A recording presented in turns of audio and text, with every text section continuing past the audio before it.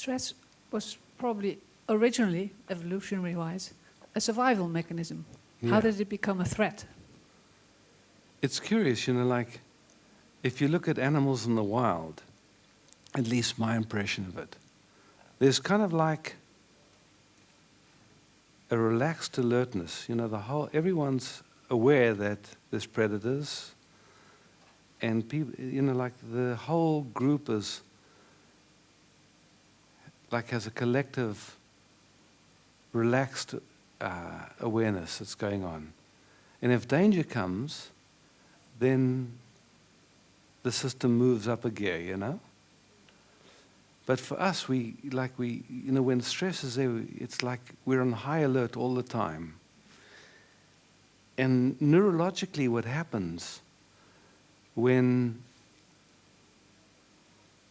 our survival is threatened, like if suddenly there was a lion in this room or a bear, I don't know what's Holland, junkie, okay.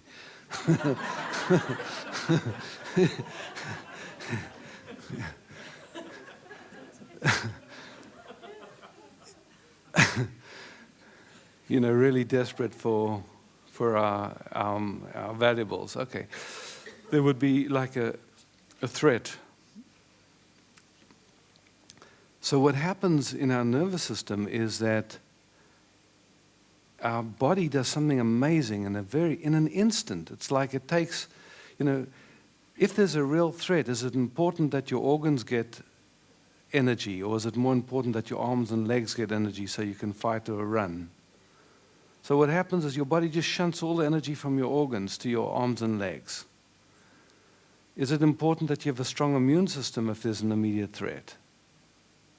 Not really. So your body just takes all that energy that normally goes to your immune system and it shunts it into your arms and legs. Something interesting happens in the brain too, because in an instant, all the, most of the information starts to move through the older part of your brain, your reptilian brain, because it processes information at a much faster rate and it's instinctual. So everything, you don't have access to your cortex. So your whole, different chemicals squirt and the whole thing happens. And we're not designed to be in that, 24/7. But when we're stressed, we're actually in that organization. We're in, fight, flight, or freeze, like almost all the time. And it has big ramifications for our health, for the society that we live in. But we've kind of normalized it, we've gotten used to it, and it's become a habit. 5 minutes, oh, stress.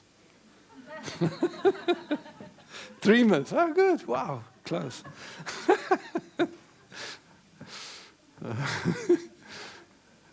No worries. You see, it's interesting. Yeah. We're here at a conference where actually all that we have to do is enjoy ourselves. And yet for some people it's like, how can I fit the most things in?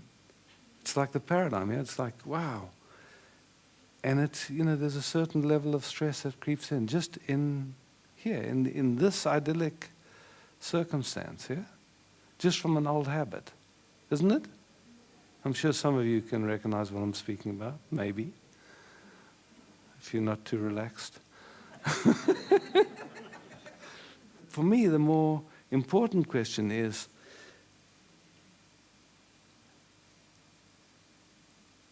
our happiness, is our peace dependent on outside circumstances? Because if we believe that, then there's a way that our whole intelligence is going to organize to try and control what's going on outside ourselves. Isn't it?